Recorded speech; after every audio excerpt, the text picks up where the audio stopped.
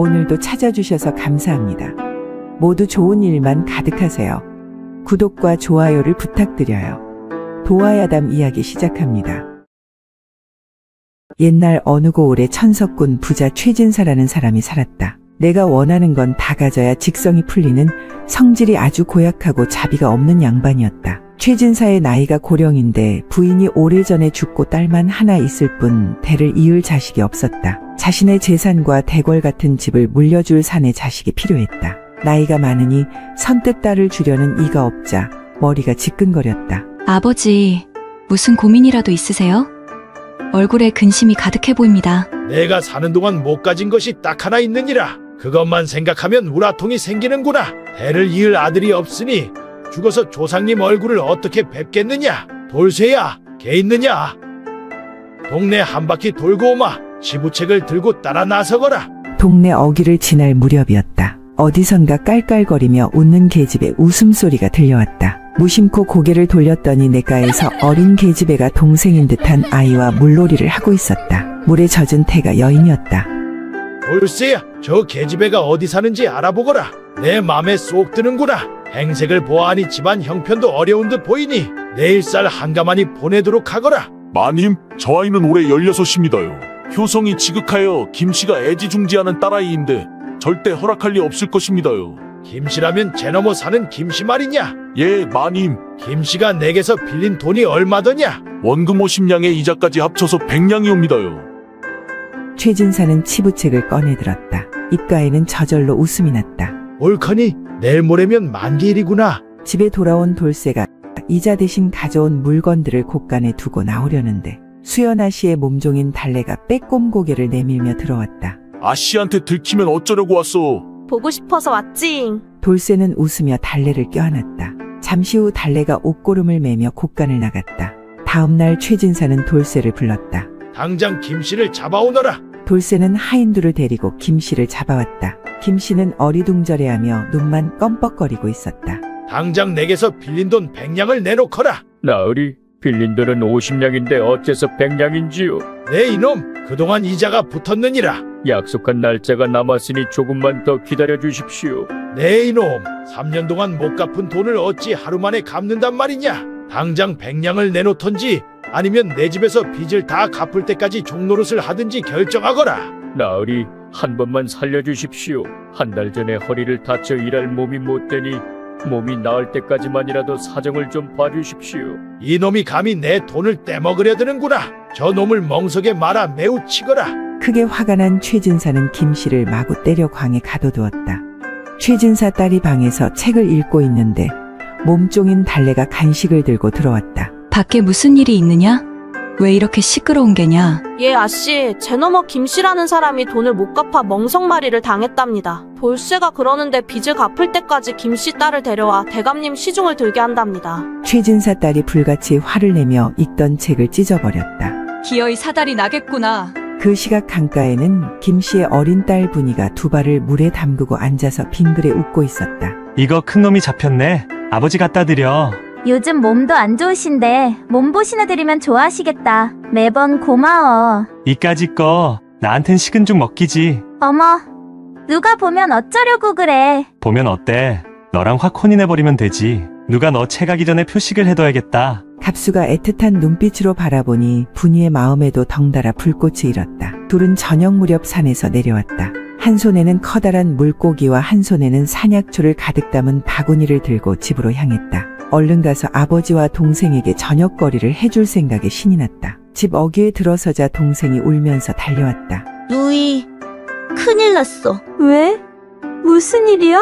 아버지가 최진사 댁에 잡혀갔어. 분이가 동생을 안으며 안심시켰다. 그때 누군가 다가왔다. 나를 따라오너라. 분이는 말없이 뒤따라갔다. 부자 앞에 무릎을 꿇고 앉은 분이가 말했다. 나으리, 제발 저희 아버지를 살려주시오. 무슨 일이 있어도 꼭 갚겠소. 이미 길이 지났느니라. 내 아비는 내게 빚진 100냥을 못 갚은 죄로 여기 있는 것이니 정 네 애비를 구하고 싶으면 100냥을 당장 구해오너라. 나으리, 제발 말미를 더 주십시오. 허튼 소리 하지 말거라. 이자도 못 갚는 너희 사정을 다 아느니라. 정 그렇다면 내가 이 집에서 일하며 빚을 갚거라. 알겠소. 그러니 지금 당장 아버지를 풀어주시오. 잠시 후 곳간이 열리고 아버지에게 달려갔다. 아버지, 괜찮으세요? 아무 걱정 마세요. 제가 빚을 다 갚을 테니 부디 아버지 몸만 생각하세요. 그게 무슨 소리냐? 내가 무슨 수로 그 큰 돈을 갚는다는 것이냐? 다음 날 분이는 아버지에게 큰절을 하고 집을 나섰다. 아버지는 차마 딸의 얼굴을 보지 못하였다. 집 어귀를 지나치는데 갑수가 다가왔다. 서로 말없이 부둥켜 안고 슬퍼했다. 내가 너를 꼭 지켜줄 테니 걱정하지 말고 있어. 미안해. 최진사는 아침부터 부산하게 움직였다. 이불 침구를 새로 갈고 방안을 화사하게 꾸몄다. 누가 봐도 신방이었다. 낮에 최진사 집에 도착한 분이는 별채로 안내되었는데 하인 둘이 들어오더니 단장을 시키는 것이었다. 사람 잘못 보셨소. 난 여기 일하러 온 사람이요. 우린 나으리께서 시키는 대로 할 뿐입니다. 잠시 후 예쁘게 차려입은 분이는 하인의 안내로 최진사 거처로 안내되었다. 분이가 도착하자 최진사는 반갑게 맞이했다. 오늘부터 넌 내 집안 식구니라. 그러니 마음 편하게 지내도록 하여라. 자, 한 잔 바꾸라. 오늘 첫날이니 널 위해 특별히 준비했느니라. 분이는 술을 마셔본 적이 없었으나 계속 권하니 한 모금을 마셨다. 그런데 마치 약이라도 먹은 것처럼 몸에 힘이 쭉 빠지고 맥이 풀리며 옆으로 쓰러져 버렸다. 그때였다. 최진사가 기다렸다는 듯이 은큼한 미소를 지으며 다가오더니 옷고름을 풀기 시작했다. 말리려고 애를 썼지만 손에 힘이 들어가지 않았다. 분이는 곧 정신을 잃었다. 놀라 옷가지를 들고 방 밖으로 뛰어나가려고 했다. 그때 최진사가 분이의 손을 잡으며 말하였다. 잠깐 기다려보시게. 자네, 내게 아들 하나만 낳아주시게. 내 부인이 되는 것이네. 그럼 자네 아비의 빚을 다 탕감해주겠네. 그리고 이 집안의 금은 보화는 다 자네 것이 되네. 무슨 말씀이요? 하나도 알아들을 수가 없소. 나에게는 이미 정혼자가 있소. 나를 제발 보내주시오. 그건 안 되네. 나와 첫날 밤도 치렀으니 이젠 늦었네. 분이가 눈물을 흘리며 나가려 하자 최진사가 얼굴이 굳어지며 엄포를 놓았다. 당장 내 애비부터 물꼬를 낼 것이니라. 빌린 돈을 못 갚았으니 할 말이 있겠느냐. 너와 내 동생은 노비로 팔아 다시는 부모 형제를 못 보게 할 것이니라. 분이는 바닥에 털썩 주저앉았다. 밖에 돌쇠 있느냐? 예, 대감마님. 이 계집이 대문 밖으로 한 발자국도 못 나가게 지키거라. 보름 후 최진사가 어린 부인을 새로 맞아들였다는 소문이 온 마을에 퍼졌다. 최진사는 아버지에게 쌀과 음식을 보내었고 그 음식을 받은 아버지는 딸을 팔아먹은 애비라는 생각에 밤잠을 자지 못하였다. 분이는 멋진 옷과 값비싼 장신구로 치장을 하고 몇 끼마다 진수성찬을 먹었지만 늘 마음 한구석이 허하였다. 그가 잠든 사이 분이는 몰래 방 안을 빠져나와 밤하늘에 뜬 달을 바라보며 울먹거렸다. 그러던 어느 날 밤 자시가 되자 부엉이 소리가 구슬프게 들려왔다. 분이는 깜짝 놀랐다. 그 소리는 갑수와 몰래 만날 때 내던 둘만의 신호였다. 여길 왜 온 거야? 나 같은 거 그냥 잊어버리고 잘 살지 왜 그랬어? 분이야, 난 하루도 널 잊어본 적이 없어. 저놈을 죽이고 내 각시를 도로 찾을 거야. 나 며칠 후에 그 집 머슴으로 들어갈 거야. 조금만 참고 있어. 그때 저만치서 인기척이 들려왔다. 분이는 서둘러 방 안으로 들어갔다. 가슴이 콩닥콩닥 뛰어 진정이 되지 않았다. 그 시각 달래는 아씨에게 달려갔다. 아씨, 아무래도 이상해요. 안방마님 처소에 아무래도 도둑 고양이가 든 것 같소. 그래? 한 번으로 끝나지 않을 터이니 잘 감시하거라. 이 사실을 아무도 알아서는 안 된다. 입 조심하거라. 며칠 후 최진사의 생일날이 되었다. 새로 맞이한 어린 부인을 구경하려고 몰려든 벗들로 집안이 붐볐다. 그때 아인 둘이부터 분이를 꽃단장 시키고 있었다. 다 된 것 같으니 그만들 나가보시오.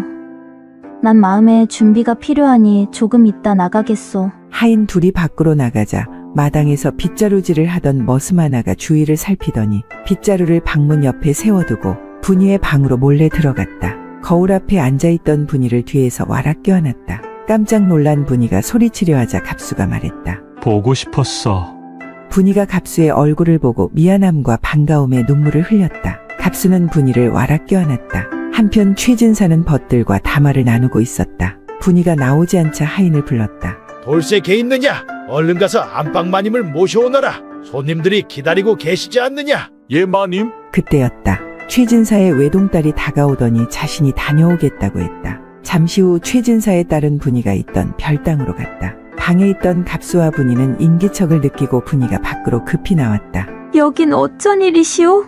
예, 손님들께서 기다리시니 아버지께서 모셔오라고 하셨습니다. 안 그래도 지금 가려던 참입니다. 저 빗자루는 치우는 것이 좋겠습니다. 예부터 빗자루가 문지방을 넘으면 집에 재수가 없다 하였습니다. 그렇군요. 옛 습관이 몸에 배어 그렇게 되었소. 그러시군요. 앞으로는 따로 머슴을 두어 직접 하는 일이 없도록 하겠습니다. 분이는 친절한 최진사의 딸이 싫지 않았다. 나이도 엇비슷하여 친구처럼 보였다. 다음날 최진사 딸은 머슴 한 명을 데리고 분이를 찾아왔다. 오늘부터 내가 모실 안방마님이시다. 부족함이 없도록 성심을 다하거라. 예, 아씨. 밤이 되었다. 그날 밤도 어김없이 최진사는 분이를 찾아들었다. 술을 한 잔 마시자 곧바로 잠이 들었다. 밤에 오는 부엉이 소리를 따라 방을 나왔다. 조용히 나와 뒤뜰로 갔다. 내 아버지와 약속했어. 무슨 일이 있어도 널 꼭 지키겠다고 말이야. 널 여기서 빼내줄게. 며칠만 참아줘. 그건 안 될 말이야. 내가 도망가면 아버지와 내 동생은 죽게 될 거야. 내가 꼭 방법을 찾아낼게. 갑수는 그동안 사무친 그리움과 반가움의 분위를 꼬고 안았다. 그렇게 만난 둘은 매일 밤 미래를 즐기며 도망갈 궁리를 하던 어느 날이었다. 갑수는 최진사가 출타하는 것을 보고 마당을 쓰는 척하다 분이의 방으로 들어갔다. 오늘 밤이야. 신호하거든 몰래 빠져나와. 알았어. 준비하고 있을게. 둘이 밀담 나누는 것을 돌쇠가 몰래 듣고 있었다. 그날 밤이 되었다. 달빛 하나 없이 어둡고 조용한 시각 분이는 조용히 눈을 떴다. 그 시각 갑수는 담장 밑에 도착했다. 부엉이 소리를 내며 분이가 나오길 기다리고 있었다. 잠시 후 문이 열렸다. 하인 둘이 몽둥이를 들고 들이닥쳐 갑수를 밧줄로 꽁꽁 묶어 어디론가 데려갔다. 최진사가 눈을 부릅뜨고 갑수를 노려보았다. 그 계집과 무슨 관계인지 실토하거라. 내 집에 몰래 들어온 이유가 무엇이냐? 분이는 원래 내 아내가 될 사람이었어. 강제로 남의 아내가 되었으니 내가 찾아가려 왔어. 그 입 닥치거라. 저 놈을 매우 쳐라. 감히 내 물건에 흠집을 내다니 버릇을 단단히 고쳐주어라. 분이는 아침이 되어 갑수를 찾았다. 하지만 어디에도 없었다. 그때 최진사가 말 못하는 하인 하나를 데리고 분이 앞으로 걸어왔다. 이 놈이 오늘부터 부인 심부름을 할 것이요. 전에 있던 놈은 손버릇이 나빠.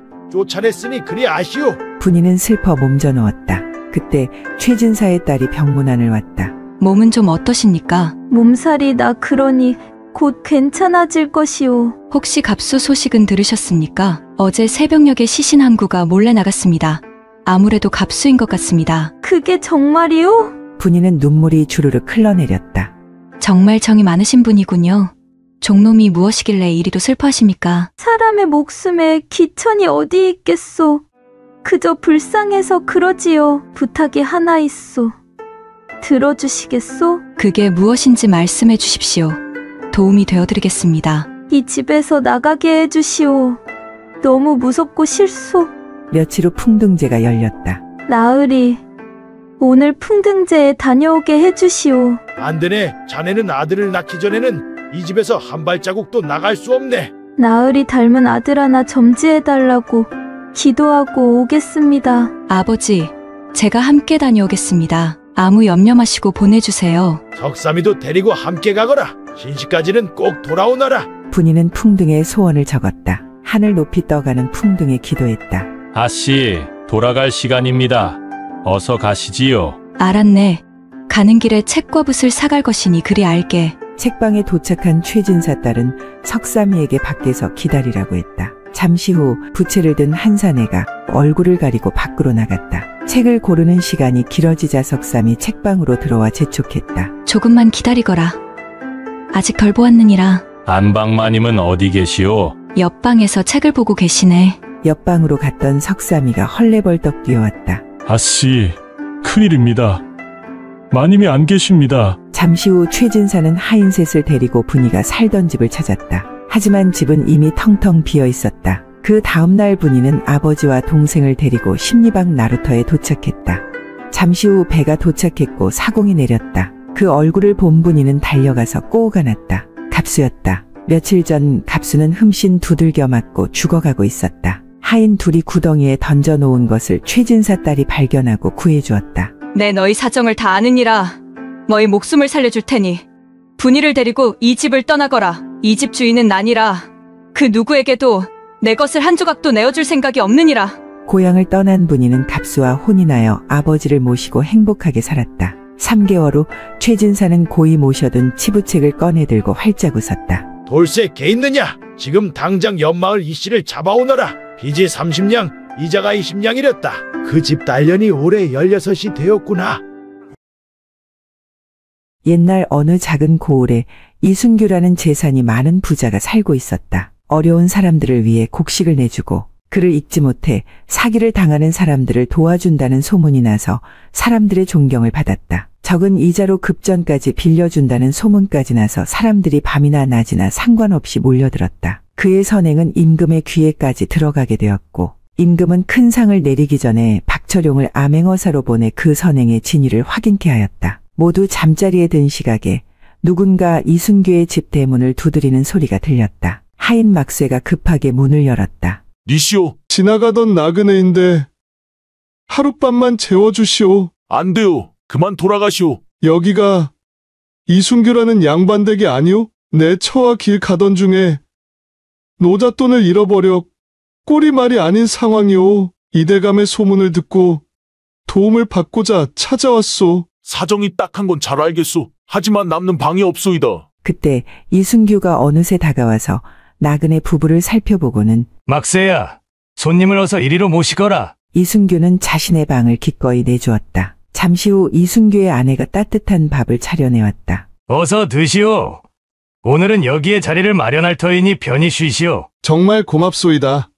정말 소문대로 후덕하신 분이시군요. 이 은혜는 꼭 갚겠소. 하루 종일 굶은 터라 두 사람은 양반 체면을 뒤로하고 허겁지겁 먹었다. 이순규와 그의 부인은 만족스런 웃음을 지으며 방에서 나갔다. 다음 날 나그네 부부는 이순규에게 감사해하며 그가 빌려준 노잣돈을 가지고 길을 떠났다. 그때 낯선 장정 몇몇이 나그네 부부의 뒤를 쫓는 모습이 보였다. 며칠 후 막쇠는 관짝을 짊어진 하인 하나와 산을 올랐다. 작은 오두막에서 나온 여인에게 관짝을 넘겨주고 돈이 가득 든 상자를 받아와서 이순규에게 전했다. 이번엔 제법 흡족하구려. 그 계집이 아직 젊고 미색이 고와서 2배나 더 받았소. 영감, 처녀도 아닌데 이렇게 비싼 값을 받아도 되겠소? 알게 뭐요. 이 금방 여인도 아니고 나그네의 여인이라.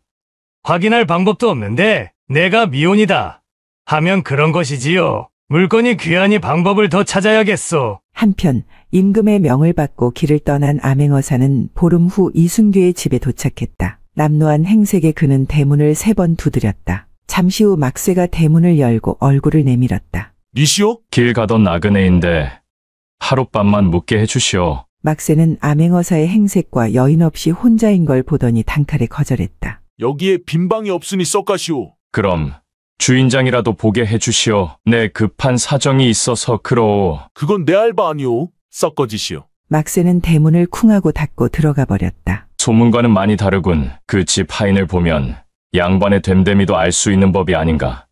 좀 더 알아봐야겠군. 암행어사는 마을 사정을 알기 위해 주막의 방을 얻어 기거했다. 다음 날 주막에서 국밥을 한 숟갈 뜨고 있는데 외납도 못 보는 거지가 동냥을 하러 왔다. 주모가 먹을 거리를 주자 받아들고 벽에 기대어 앉아 허겁지겁 먹기 시작했다. 주모가 술병을 들고 와서 말했다. 아휴, 말세요 말세. 젊은 양반이 안 됐지 뭡니까? 무슨 사연이길래 그러오? 글쎄, 이 마을 고개를 넘다 도적놈을 만나 부인이 잡혀가고 눈까지 멀었다지 뭡니까? 저러고 매일 부인만 찾아다닌답니다. 나리도 조심하시오. 전에는 참 살기 좋은 마을이었는데 어쩌다 망조가 들었는지. 그때였다 한 남자가 들어오자 주모가 반갑게 맞이했다. 임자, 얼른 국밥 한 그릇 말아오게. 무덤지기 하러 가야 되네. 암행어사는 국밥값을 계산하며 물었다. 주모, 잘 먹었소.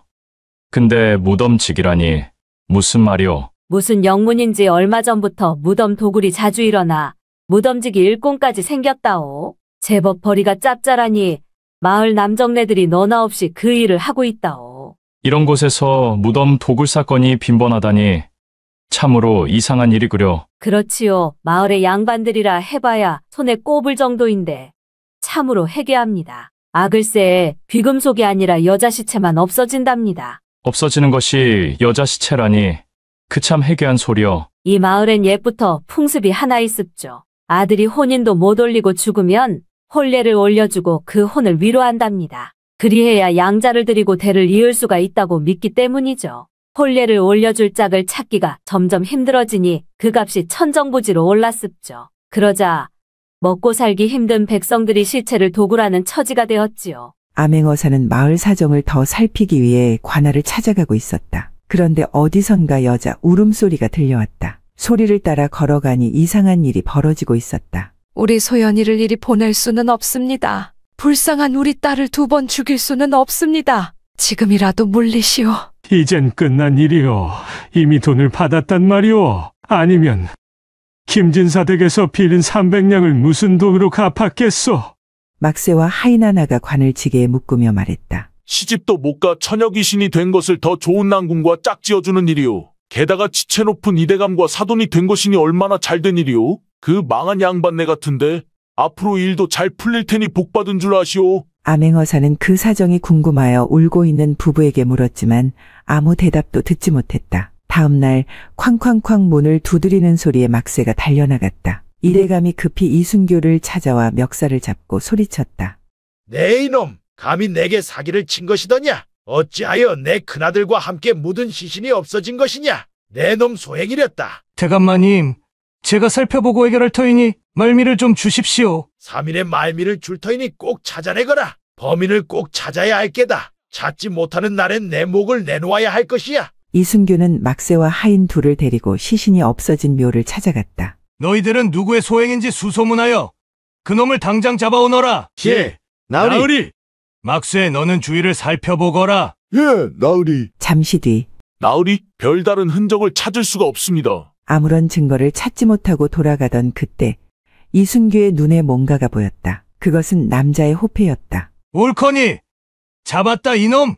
이순규는 막새를 보며 말했다. 너는 마을 근방을 뒤져서 어서 이놈을 잡아오너라. 몇 시즌 뒤 주막에서 국밥을 먹고 길을 나서던 암행어사는 골목에서 나타난 무례배에게 위협을 받아 어디론가 끌려갔다. 잠시 후 외딴 창고 같은 곳으로 끌려간 암행어사는 의자에 꽁꽁 묶인 채로 신문을 받았다. 이보시오! 이게 무슨 짓이오? 얼른 나를 풀어주시오! 네 놈의 짓이렸다. 내가 훔친 것만 내놓으면 네 놈 목숨만은 살려주마. 훔치다니 무얼 말이오? 무덤을 파고 가져간 시체는 어디 있느냐? 시체라니 그게 무슨 말이오? 지침이 때도 소용없다. 내 놈이 한 짓이라는 증거가 있느니라. 이순규는 호패를 꺼내어 암행어사 앞에 내밀었다. 분명 암행어사의 호패였다. 까딱하다가는 시체 도굴꾼으로 몰려 죽을 위기였다. 그때 심부름간 막새가 하인 둘을 데리고 들어왔는데 분명 며칠 전 보았던 얼굴이었다. 그제서야 암행어사는 자기를 끌고 온 자가 이순규라는 사실을 알게 되었다. 이보시오. 그건 오해요. 며칠 전 우연히 그 근처를 지나다 호패를 잃어버린 것이오. 내가 그 시체를 도굴해 어디에 쓴단 말이오. 시끄럽다. 내 놈이 허언을 하는 것이다. 막새, 너는 이놈이 실토할 때까지 매우 치거라. 내일까지 꼭 알아내어야 할 것이다. 그 시각 한 남자가 깊은 산속에서 내리는 비를 맞으며 땅을 파고 있었다. 옆에 놓여진 관을 묶고 무덤을 만들며 흐느껴 울었다. 미안하오 낭자. 다 내 탓이오. 지켜주지 못해 정말 미안하오. 그의 사연은 이랬다. 3년 전 이도령은 이 지역의 지주인 이대감의 2번째 아들이었다. 하루는 서책을 읽다 지쳐 연못을 거닐며 금붕어에게 먹이를 주고 있었는데 저만치서 안방마님의 몸종 꽃분이가 투덜거리는 소리가 들렸다. 이보시오, 똑바로 보고 다니시오. 눈은 어디에 두셨어? 우리 큰 도련님께 드릴 이 귀한 약을 어쩔 것이오. 미안하네. 미처 앞을 보지 못한 내 잘못이 커니 정말 미안하게 생각하네. 용서하시게. 안방마님이 아시면 나는 죽은 목숨이오. 이곳엔 뭐하러 와서 이 사단을 내는 것이오. 집이 워낙 넓어. 나가는 길을 잃어 그만 실례했네. 이도령이 다가와 말했다. 꽃분이는 그만하거라. 내가 어머님께 잘 말씀드리면 되는 일이다. 나가는 길을 알려드리거라. 소연은 이도령에게 인사하고 꽃분이를 따라 밖으로 나갔다. 잠시 후 밖에서 들어오는 꽃분이를 불러 세워 물었다. 무슨 일이냐? 집에 온 손님 같은데 그렇게 무례하게 대하면 아버님 얼굴이 무엇이 되겠느냐?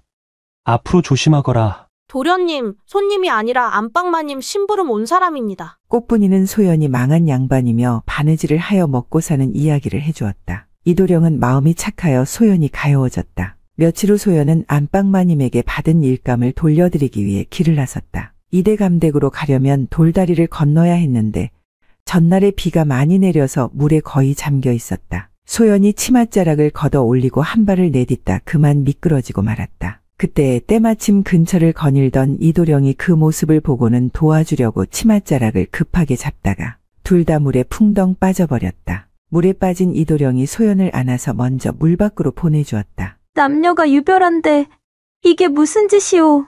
난 못 본 것이니 어서 먼저 가시오. 내 미안하게 되었소. 하지만 양반집 낭자가 젖은 꼴로 다니면 사람들이 뭐라 하겠소. 소연은 이도령이 싫지 않았고 젖은 채 마을을 돌아다닐 수도 없는 노릇이었다. 소연은 이도령을 따라 근처 언덕 위에 있는 작은 동굴에서 옷을 말렸다. 이도령은 윗옷을 벗어 동굴 안 바위 위에 걸쳐놓고 나무 조각들을 주워 모았다. 이도령이 불을 피워 따뜻해지자 소연은 긴장이 풀어지며 전날 밤늦게까지 일한 탓에 자신도 모르게 눈이 감겼다. 꾸벅꾸벅 졸던 소연의 옆에 이도령이 앉아서 소연이 기댈 수 있게 해주었다. 그렇게 동굴 안에서 둘만의 시간은 깊어갔다. 그 일 이후로 소연은 자상한 이도령을 맘속 깊이 두게 되었고 이도령 또한 소연 낭자를 깊이 사모하게 되었다. 그 동굴은 둘만의 만남의 장소가 되었다. 소연은 여느 때처럼 바느질감을 가지러 이대감댁에 들렀다. 오늘은 그만 돌아가시오. 큰 도련님이 돌아가셔서 경황이 없으시오. 소연은 슬퍼할 이도령이 걱정되었지만 서둘러 집으로 갔다. 이제 오느냐?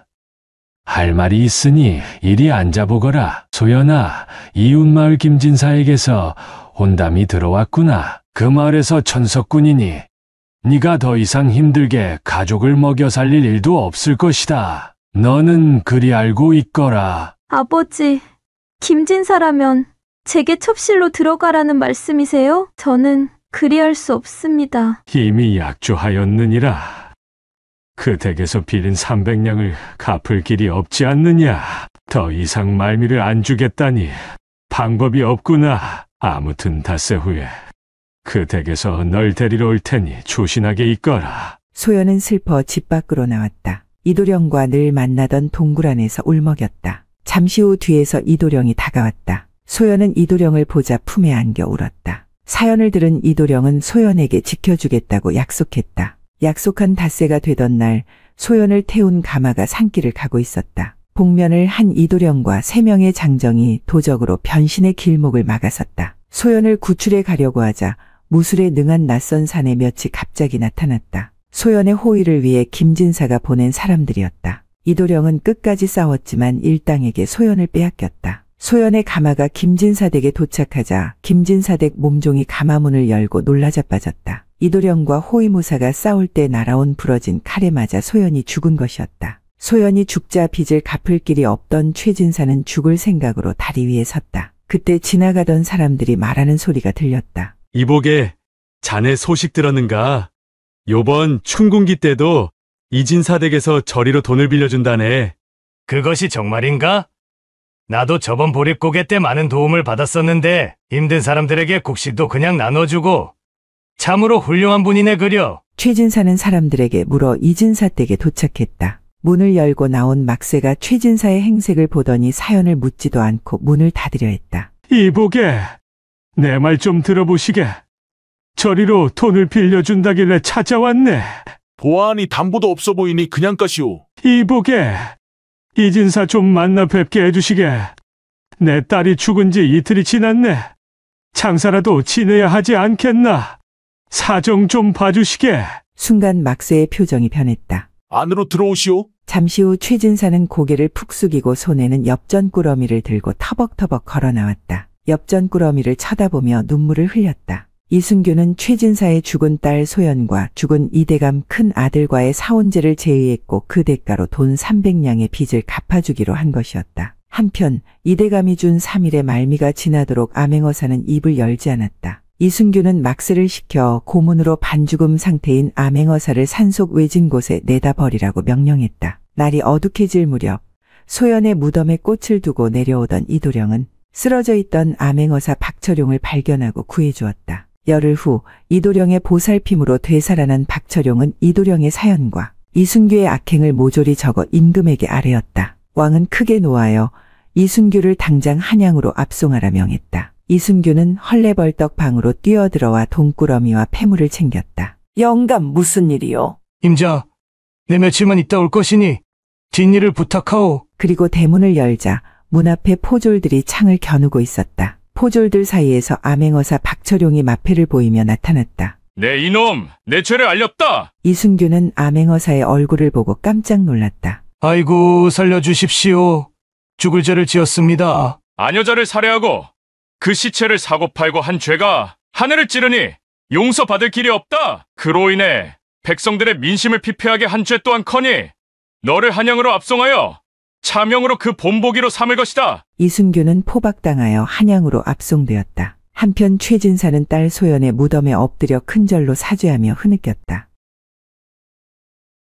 어둠이 깔린 산속에 두 남녀가 손을 잡고 도망치고 있었다. 그들 뒤로 한 손엔 횃불을 들고 한 손엔 칼을 든 사내 셋이 무섭게 쫓고 있었다. 다급하게 도망치던 두 사람은 막다른 낭떠러지 앞에서 멈출 수밖에 없었다. 무서움에 떨고 있는 연옥에게 자객이 칼을 들고 무섭게 달려들었다. 그 순간 가비가 연옥 앞을 막아섰다. 인정사정 없이 휘두른 칼에 가비는 칼에 맞아 낭떠러지 밑으로 떨어졌다. 연옥이 괴로워하며 울부짖었다. 낭떠러지 위에선 박도령이 못마땅하게 쳐다보며 말했다. 거참 살려서 데려오라 하였는데 이를 어쩐다. 일단 물건은 챙겼으니어서 돌아가자. 옛날 3년간 심한 가뭄이 들고 비가 내리지 않아 백성들이 먹을 거리가 빈약하고 세금 내기도 빠듯해 죽을 지경이 되자 나라님에 대한 백성들의 원망이 하늘을 찔렀다. 임금이 신하들에게 그 방책을 강구하라 명하였다. 전하, 3년간 극심한 가뭄으로 도적이 들끓고 빚진 자들이 야반도주하는 일이 빈번하다 하옵니다. 이것이 다 비가 오지 않음이옵니다. 민심을 헤아리시고 하루빨리 기우제를 지내시어 왕의 덕이 높음을 보여주시옵소서. 전하, 그것이 다 만물의 음과 양이 조화롭지 않으니 하늘의 질서가 흐트러져 일어난 일인 줄 아뢰옵니다. 그 폐해로 궁궐안의 연못바닥이 갈라졌고 상간마을엔 산불이 자주 일어나 백성들의 고충이 많다하옵니다. 전국의 원녀와 광부들을 하루빨리 짝지어 만물의 조화를 이루고 하늘의 질서를 바로 잡아야 할 것이옵니다. 왕은 대신들과 논의하여 기우제 준비와 더불어 각지의 원녀와 광부를 한 달 안에 혼인시키라 어명을 내렸다. 왕의 파발이 각지로 보내어졌다. 경상도 어느 고을에 관아에 있던 사또에게 이방이 급히 뛰어왔다. 사또, 파발이 당도에 싸웁니다. 아니, 무슨 수로 고울한 모든 원녀와 광부들을 한 달 안에 혼인시킨단 말이냐. 황당해하며 파발문 아래를 살펴보던 사또의 눈이 휘둥그레졌다. 포상이라고. 이거 잘하면 한양으로 관직을 옮길 수도 있겠는걸. 제일 먼저 원녀와 광부를 혼인시키는 고론에게는 큰 상과 벼슬을 약속하셨으니 그 상은 바로 사또의 것이지요. 걱정 마십시오. 바로 시행하겠습니다. 이방은 고을의 원녀와 광부의 수를 살피다 깜짝 놀라 사또에게 달려갔다. 사또 큰일 났습니다. 무슨 일인데 이렇게 호들갑이냐. 이 고을에 원녀가 10명인데 광부가 12명이옵니다. 짝이 맞지 않으니 이를 어쩝니까? 짝을 맞추면 되지 않느냐. 무슨 수를 써서라도 이달 안에 그 수를 채우거라. 한편 사또의 아들 철용이 외출을 하다 돌아오는 길에 목이 말랐다. 근처에 보니 우물이 있어 달려갔다. 이런, 목이 너무 마른데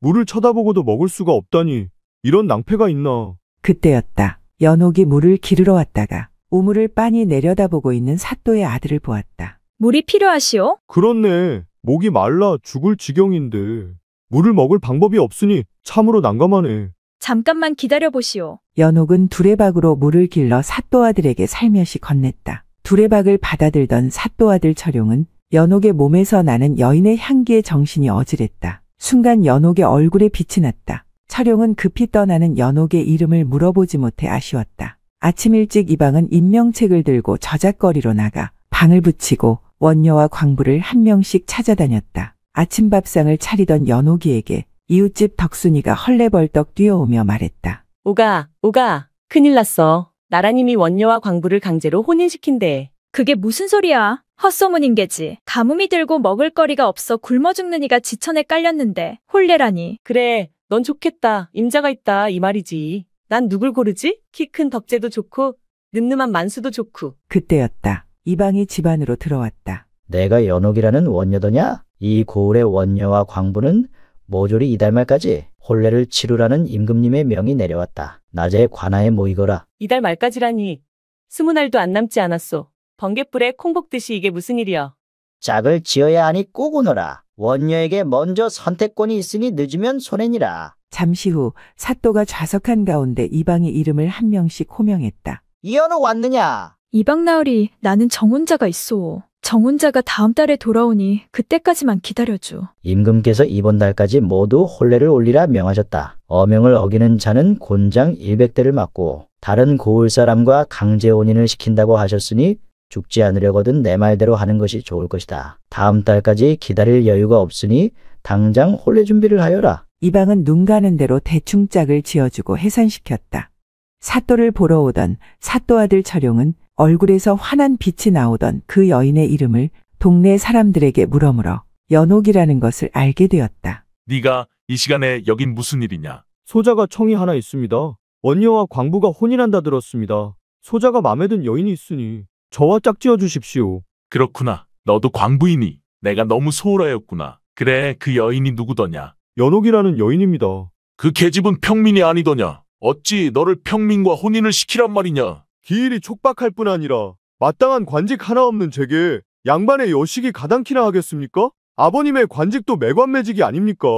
기한 내 이 혼인이 빠르게 성사되어야 아버님도 그토록 원하시던 한양관직에 오를 것이 아닙니까? 사또는 아들의 말이 괘씸했지만 틀린 말도 아니어서 그리하겠노라 약조했다. 다음 날 연옥은 사또에게 불려갔다. 어서 오너라. 내 짝이 정해졌느니라. 너희 짝은 내 아들 최철룡이다. 며칠 후에 혼례를 치를 것이니 준비하고 있거라. 사또 나으리, 내게는 이미 정혼자가 있어. 다음 달이면 돌아오니 그때까지만 기다려주시오. 나라에서 하는 일이거늘 너 따위가 거절할 일이 아니다. 만약에 도망치거나 숨는다면 어명을 어긴 너의 죄를 물어 너와 너의 정혼자는 살아남지 못할 것이니라. 며칠 후 강제로 짝지어진 연옥과 철용은 혼례를 올렸다. 밤이 되었다. 방에 불이 꺼지고 철용은 신부의 옷을 하나씩 벗겨주었다. 진행 상황은 어찌 되어가느냐? 사또 착착 진행 중이옵니다. 한데 문제가 좀 있사옵니다. 우리 고을의 지주이신 최진사댁 둘째 최도령만 남았는데 아래 것들은 적당히 짝을 만들었지만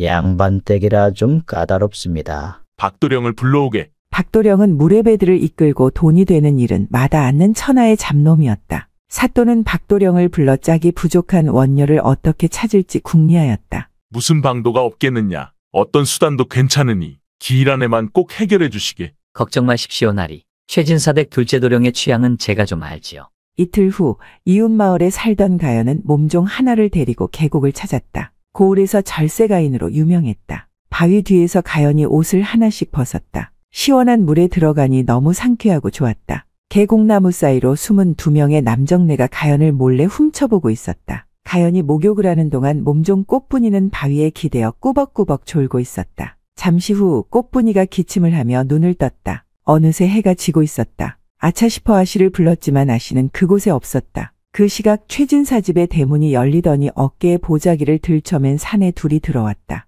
마당새는 얼른 대문을 걸어 잠궜다. 광부였던 둘째 최도령의 방에서 보자기를 풀자 하늘하늘한 속옷을 입은 여인이 수줍은 듯 앉아 있었다. 둘째 최도령은 그 미모와 그녀의 체취에 취해 마냥 좋기만 했다. 속옷 차림인 가연을 최도령이 다가가 옷을 벗어 따뜻하게 덮어주었다. 며칠이 지나고 최진사댁의 최도령과 가연은 혼례를 올렸다. 이를 본 최진사댁 첫째 아들이 혼비백산하였다. 사연은 이랬다. 이 일이 있기 며칠 전 가연이 박도령을 찾아왔다. 가연이 엽전 꾸러미를 박도령 앞에 내밀며 말했다. 원녀를 찾고 있다 들었소. 나를 최진사댁 둘째 최도령과 맺어주시오. 한 발 늦었어. 이미 그 댁은 혼처가 생겼어. 내 사정이 있어 그러니 꼭 그 댁 둘째와 혼인을 해야겠소. 가연은 박도령 앞에 엽전 꾸러미를 하나 더 내놓았다. 그러자 박도령이 호기심 어린 표정으로 말했다. 어디 사연이나 들어봅시다. 나에게는 정혼자가 있었소. 우린 혼례를 약속하고 사랑을 키워왔지요. 첫째 최도령은 주위를 살피며 물레방앗간으로 들어갔다.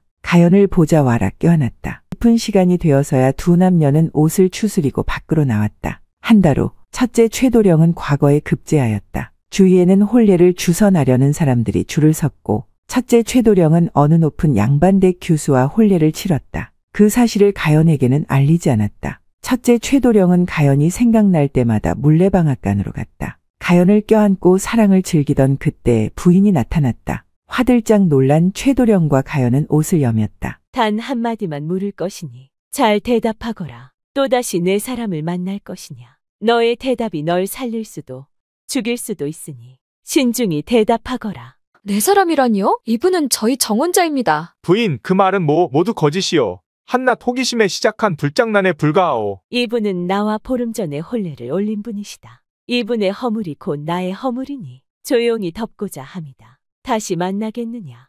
다시는 만나지 않겠소. 최도령의 부인은 좌의정의 외동딸이었으니 그 권세 또한 대단했다. 다시 만나면 그땐 죽은 목숨이라 협박을 했고 최도령은 부인에게 싹싹 빌었다. 가연은 분하여 그날부터 잠을 이루지 못했다. 이렇든 내 원한이 깊으니 내 소원을 들어준다면 그 집 재산의 3할을 그대에게 주겠소. 만석군 재산의 3할이라.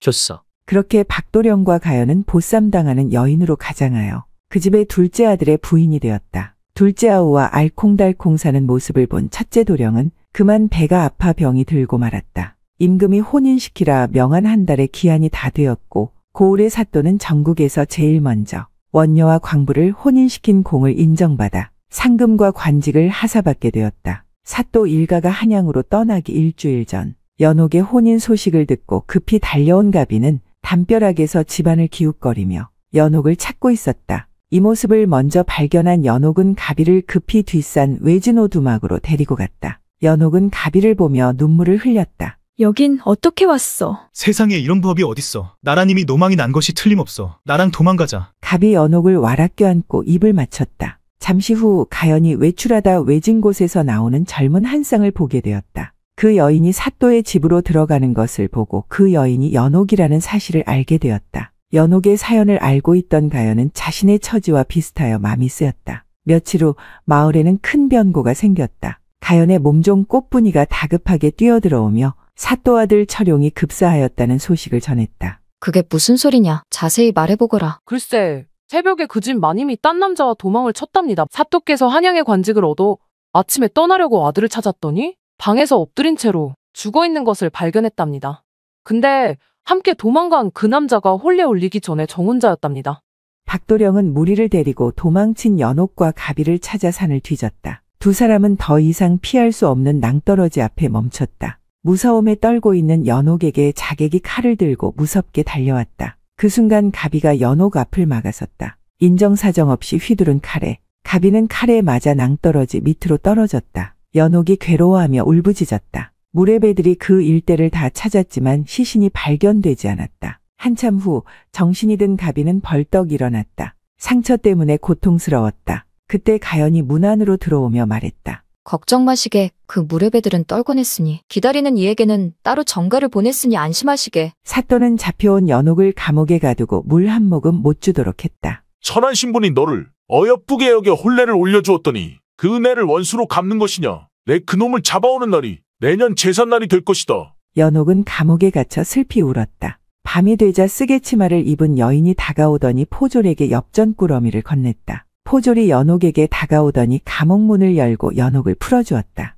그러고는 감옥에다 불을 질렀다. 나를 따라오시게. 연옥은 쓰개치마를 입은 여인과 함께 그곳을 벗어났다. 포졸은 연옥이 사라진 것을 확인하더니 불이 났다며 소리를 질렀다. 방 안에 들어간 연옥은 가비의 모습을 보고 달려가 안았다. 시간이 별로 없네. 사또가 들이닥칠지도 모르니 어서 여길 떠나시게. 연옥과 이도령은 가연에게 감사 인사를 했다. 사모하는 사람이 함께 행복하게 사는 것이 내게 은혜 갚는 거라네. 부디 행복하시게. 가연은 떠나는 두 사람의 행복을 빌어주었다. 연옥과 가비는 나룻배를 타고 길을 떠났다. 감옥이 불타고 타버린 시체 앞에서 사또가 우두커니 서서 중얼거렸다. 이것이 천벌이라는 것이다. 내 그놈도 반드시 잡아서 내 아들 원수를 꼭 갚고 말 것이다.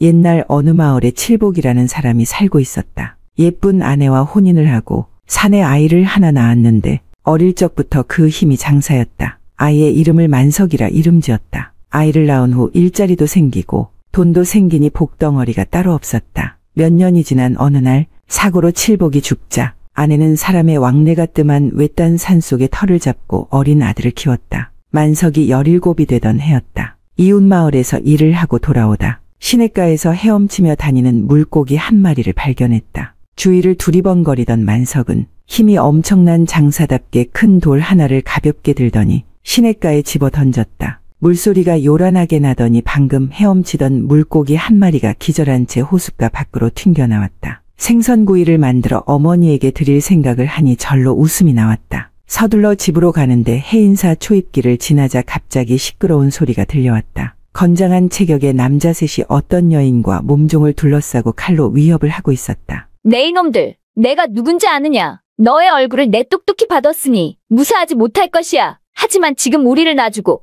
조용히 이 자리를 떠난다면 내 모른 척 눈 감아주마. 당찬 것이 기계가 좋다만 사람을 잘못 골랐구나. 못들하느냐? 산적들이 여인의 얼굴을 가리고 손을 묶어 데려가려 했다. 만석이 주위에 놓인 돌멩이를 집어들고 그들 앞에 나섰다. 힘없는 여인들을 대낮에 보쌈이라도 하려는 것이냐? 내가 시간이 없으니 딱 3개만 세겠다. 죽기 싫거든 얼른 도망치거라. 하나. 도적이 만석에게 달려들자 들었던 돌멩이를 던져 도적의 머리에 명중을 시켰다. 도적은 힘없이 픽 쓰러졌다. 둘은 만석에게 달려들었다. 만석이 둘을 외치며 주먹을 휘두르자 덩치 큰 산의 둘은 저만치 날아가 땅에 처박혔다. 그러게 빨리 도망이나 갈 것이지. 요놈들이 말귀를 못 알아듣는구나. 만석은 세 남자를 나무에 묶어놓고 무심코 그곳을 떠났다. 청아는 사라져가는 만석을 보며 말했다. 저 사람의 이름을 물어보지 못하였구나. 어디 사는 누군지 아느냐? 아씨, 저도 모르는 사람입니다. 어서 내려가시지요. 다음 날 아침 일찍 마을 지주인 조대감 댁에서 사람이 왔다. 만석은 그 집 하인을 따라 조대감 집에 도착하였다. 집이 어찌나 어리어리한지 감탄이 절로 나왔다. 내 이름이 무엇이더냐? 네 대감마님, 만석이라 합니다. 너에게 남다른 재주가 있다 하여 불렀느니라. 장쇠아범이 널 보증하여 일을 시키는 것이니 날 실망시키지 말거라. 예 대감마님, 근데 제가 할 일이 무엇입니까? 너는 시키는 대로만 하면 되느니라. 장쇠아범이 건네주는 물건을 약속된 장소에 운반하고 주는 것을 잘 받아오너라. 너의 품삯은 후하게 쳐줄 테니 실수 없게 하거라. 귀한 물건이니 만약 실패하면 내 목숨도 함께 사라질 줄 알 거라. 오늘 밤 안에 갈 것이니 근처에 있거라. 만석은 집으로 가서 어머니의 점심을 맛있게 준비해드렸다. 잠자리를 봐드린 후 산을 내려와 조대감 댁에 도착했다. 만석은 일행 2명과 짐을 짊어지고 나루터에 도착했다. 함께 배를 탄 남자가 일행에게 말을 했다. 이보게, 지난밤에 강씨가 산재당 고개를 넘다 산적들에게 변을 당했다네. 저런, 강씨 혼자 산재당 고개는 왜 간 겐가? 강씨도 짐꾼 노릇하다 그랬다네. 또 사달이 났군. 이게 몇 번째인가? 살기 좋던 해화도가 어쩌다 이 꼴이 된 건지, 에휴. 그게 다 돈 많은 외지인들이 몰려와 이곳저곳을 쑤셔놓으니 수호신이 화가 난 게지. 산재당에 죄를 올려도 그때뿐이니 이를 어쩌면 좋은가. 만석의 동료들이 산적 소리에 웅성거렸지만 만석은 혼자서 말없이 웃었다. 해화도 입구에 배가 도착하자 사람들이 내렸다. 만석은 짐을 지고 한달음에 산길을 올랐다. 산 언덕을 넘어 약속 장소에 도착하니 밤이 되었다. 밀수꾼 배가 저만치서 불빛으로 신호를 보내왔다. 3번을 깜빡이자 만석은 짐을 짊어지고 그곳으로 향했다. 짐을 넘겨주고 괴짝세게를 받았다. 일행과 무사히 일을 마치고 산재당 고개를 내려오는데 저만치서 검은 물체가 다가왔다. 같이 갔던 일행은 혼비백산하여 머리를 감싸고 땅에 엎드렸다. 가진 것은 놔두고 썩 꺼지거라. 4-5명의 덩치 큰 사내들이 달려들었다. 만석이 고함을 지르며 바윗돌을 두동강 내자 도적대들이 혼비백산하여 도망쳤다. 아침이 되어 조대감 댁에 도착하였다. 괴짝을 받은 조대감이 크게 기뻐하였다. 그래, 아주 쓸만한 놈이 들어왔구나. 너에게 더 많은 일을 줄 테니 더 열심히 하거라. 장쇠아범에게 기별을 할 테니 가서 기다리거라. 조대감은 방문 틈으로 품삯을 던져주었다. 옆에 서 있던 장쇠아범이 그것을 받아 만석에게 건넸다. 만석은 큰 돈을 받고 기뻐 한바구음을 지었다. 내가 하기에 따라 더 큰 돈을 벌 수 있을 게야. 열심히 하거라. 곁에 먹을 거리를 준비해 뒀으니 먹고 가거라. 만석이 툇마루에 앉아 밥을 먹고 있었다. 그때 조대감의 외동딸 청아가 몸종과 외출하다 만석을 보고 깜짝 놀랐다. 분명히 해인사에서 자신을 구해주고 사라진 그 남자였다.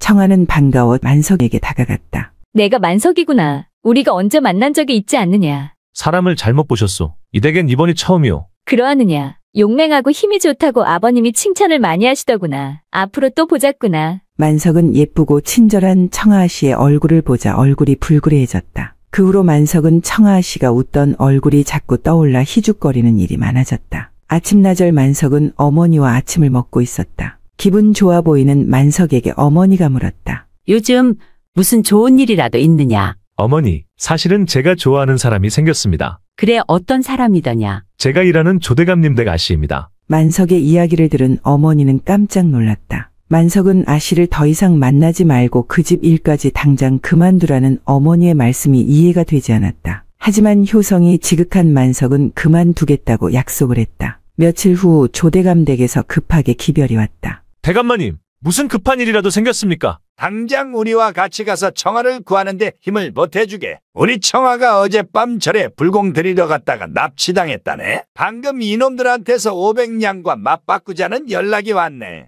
약속 시간이 되자 만석은 장쇠아범과 약속 장소에 숨어 있었다. 조대감은 약속 장소에 나온 도적에게 들고 온 동꾀짝을 보여주었다. 도적은 시익웃더니 동꾀짝을 들어 배로 옮기려 했다. 그때 조대감이 막아서며 만류했다. 내 딸은 어디 있느냐? 내 딸부터 풀어주거라. 도적이 시익웃더니 같은 패거리에 눈짓하자 숨어있던 도적대는 양반을 호위하던 두 사람을 칼로 죽이고 양반의 목에 칼을 대고 위협했다. 돈 500냥은 당신 목숨값이오. 그러니 무모한 짓은 마시오. 지체 높은 양반의 딸에 나이도 어리니 청나라에 팔면 세곱절은 받겠소. 도적 두목은 기분 나쁜 웃음소리를 내며 웃었다. 그때 만석이 눈에 도적이 무리가 배에 청아 씨와 몸종을 태우는 모습이 보였다. 만석은 살금살금 다가가 얼른 짱돌을 주워 던졌다. 도적 패거리가 한 놈씩 쓰러졌다. 한 놈이 서둘러 배를 저어 나가자 만석이 냉큼 배를 잡았다. 그리고는 있는 힘을 다해서 배를 뒤집어 버렸다. 그러자 도적과 청아 아가씨가 물에 빠져 허우적거렸다. 만석은 물에 빠져 허우적대는 청아 씨와 몸종을 차례대로 구해주었다. 청아 씨가 정신을 차리지 못하자 만석은 청아 씨의 입에 바람을 불어넣어 주었다. 잠시 후 얼굴이 발그레하니 수줍은 듯 청아 아가씨는 눈을 떴다. 장쇠아범과 하인들의 도움으로 살아난 대감이 눈에 살기를 띠고 다가와 말했다. 내 놈은 듣거라. 내 아무리 내 딸 청아를 살렸다 한들 반상의 법도가 지엄하거늘 이 사실을 외부인이 안다면 너는 죽은 목숨이니 입 밖으로 절대 내지 말거라. 집에 돌아온 만석은 마음이 진정되지 않았다. 방에 누워 손을 지그시 가슴에 올리고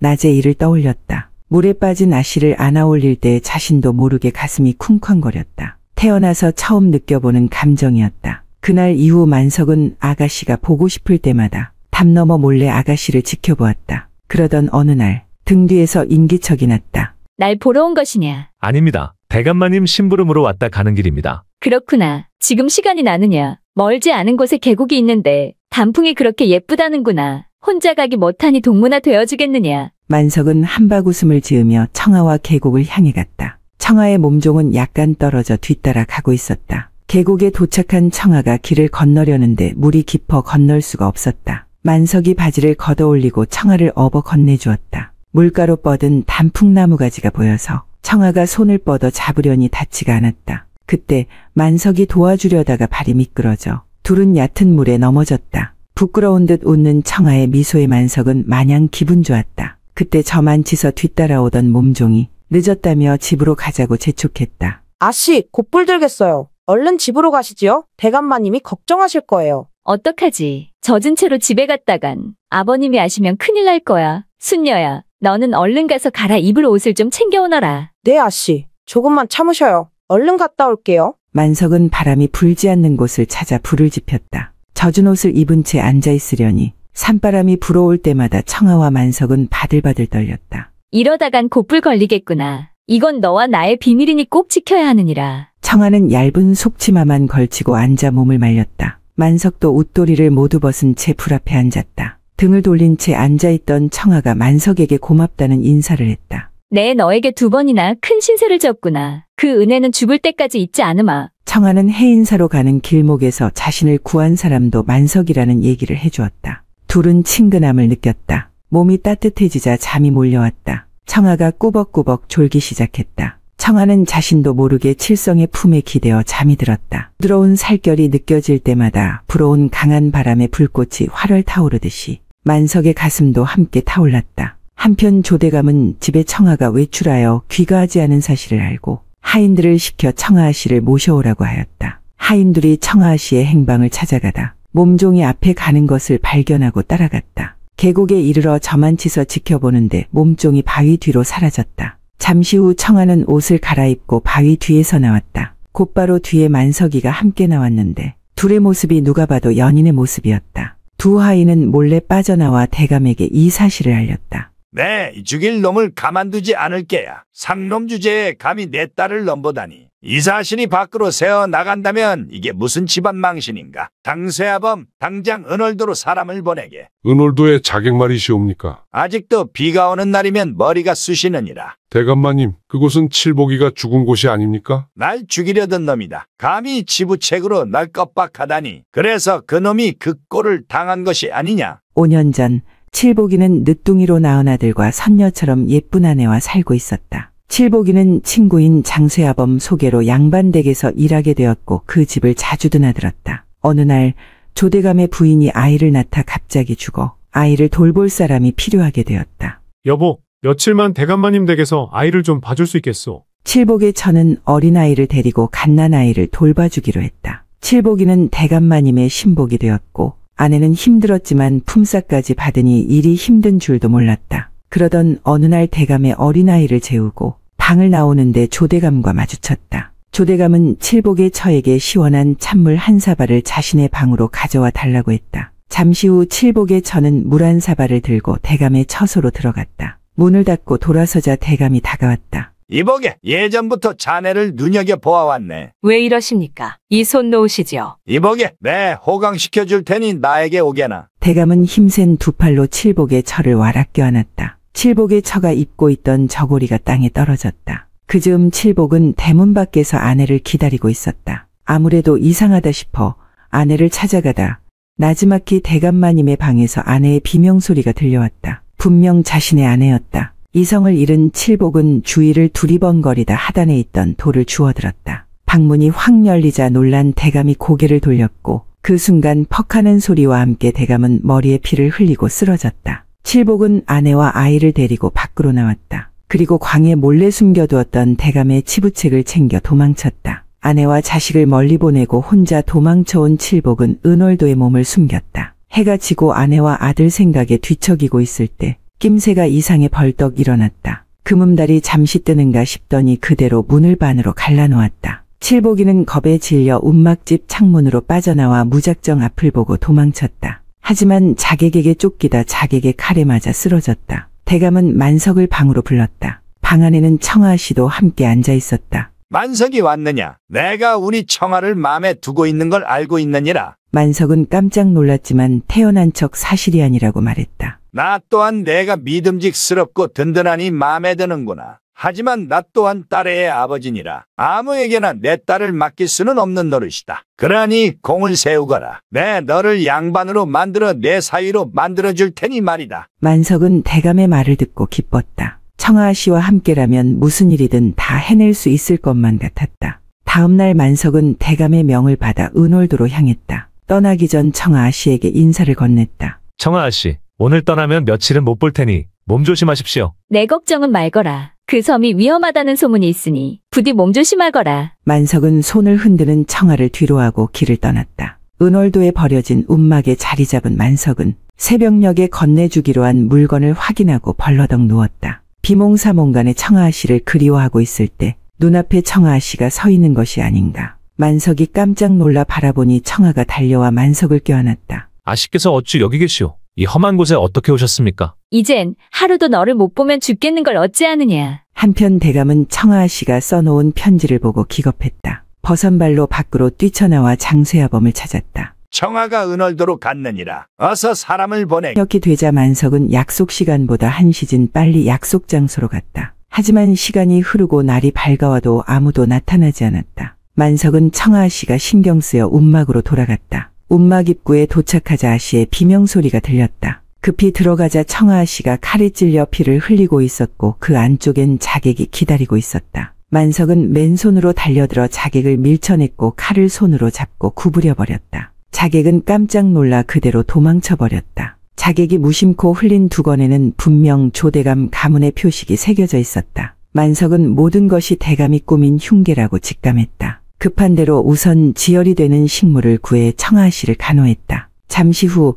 장쇠아범이 은월도에 도착했다. 장쇠아범은 운마간에서 다친 청아 씨를 보고 깜짝 놀랐다. 그때 뒤에서 만석이 목에 칼을 대고 물었다. 나를 죽이려는 자가 대감 맞소. 다 알고 있는 것 같으니 말해주겠네. 청아 씨를 두고 떠나게. 자네가 잡히면 죽임을 면치 못할 걸세. 우린 이미 한 몸이요. 떠나도 함께 할 것이오. 이보게, 아씨의 이 몸으로 어딜 가겠나. 빨리 치료를 해야 하니 내 말대로 하게. 두 사람의 끈질긴 고집에 장쇠아범은 두 사람이 악연인 이유를 설명해 주었다. 그것은 만석이 아버지 칠복이의 비밀을 털어놓는 것이었다. 칠복이 죽게 된 사연과 두 사람이 맺어질 수 없는 이유를 다 들은 만석이는 그제서야 어머니가 정색하며 말했던 것이 이해가 되었다. 청아 씨는 배를 타고 떠났고 만석은 눈을 부릅뜨고 복수를 다짐했다. 몇 주 후 밤이 깊은 어느 날 대감의 방 안에는 대감과 여종이 함께 누워 자고 있었다. 몰래 방에 숨어든 만석은 대감의 머리를 베었다. 아침에 날이 밝자 대감이 일어나 이를 보고 소리를 질렀다. 걔 아무도 없느냐? 간밤에 자객이 들었느니라. 내 딸 청아는 무사하느냐? 대감은 딸의 방으로 달려가 청아의 방을 휙 열었다. 그 시각 만석은 청아와 배를 타고 이곳을 떠나고 있었다. 청아 씨에 대한 사랑이 깊어 차마 아버지의 원수를 죽이지 못하였던 것이다. 그리고 만석은 이미 아버지가 되어 있었다. 만석은 청아의 배를 어루만지며 청아를 애틋하게 쳐다보았다. 도화야담 끝까지 들어주셔서 감사합니다. 구독과 좋아요는 좋은 영상 제작에 큰 힘이 됩니다.